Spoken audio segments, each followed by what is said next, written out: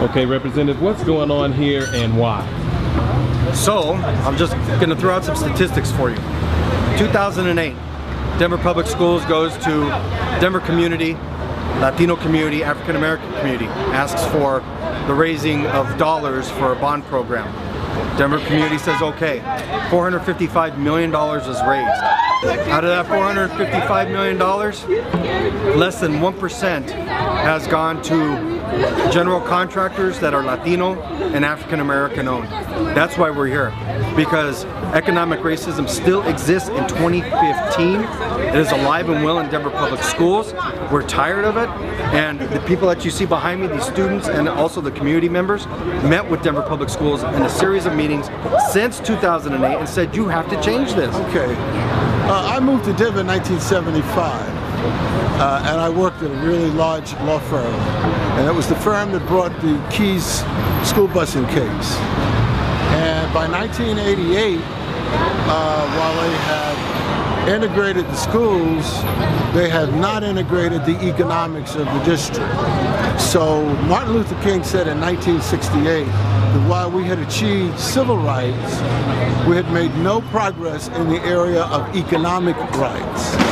So what we have going on now is economic racism.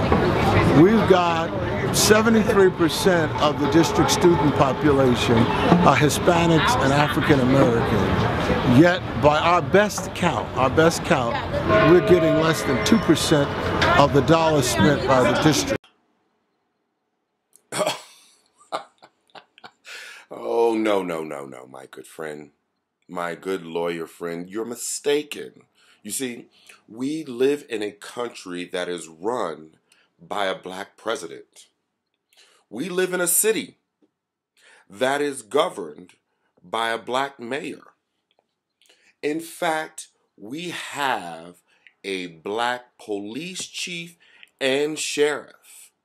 What you're describing is white supremacy racism.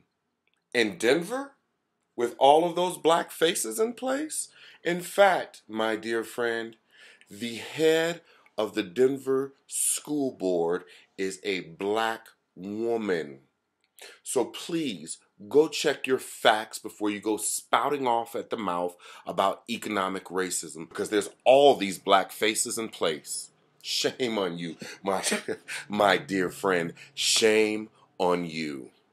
Economic racism. Some would say that's a strong term.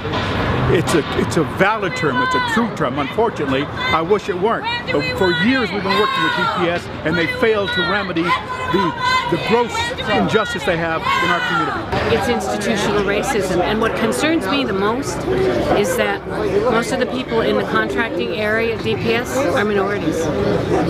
They're black, Latinos. There's only a couple of Anglo men that work in the contracting area of DPS. Most of the people in the contracting area at DPS are minorities. Most of the people in the contracting area at DPS are minorities.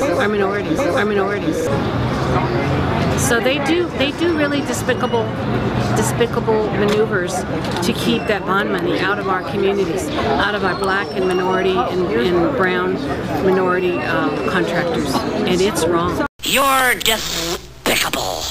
How qualified do you have to be when you actually have more degrees than your competitors in the white community, and yet you still don't get selected on the projects? And what brings you out? I've been doing some studies on architecture and contractor licensing for minority and gender participation for each, for Denver, the state of Colorado, and nationally. And the figures aren't very good.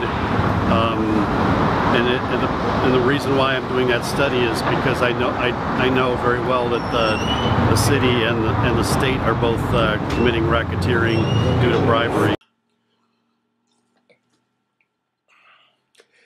Heavens to Murgatroyd!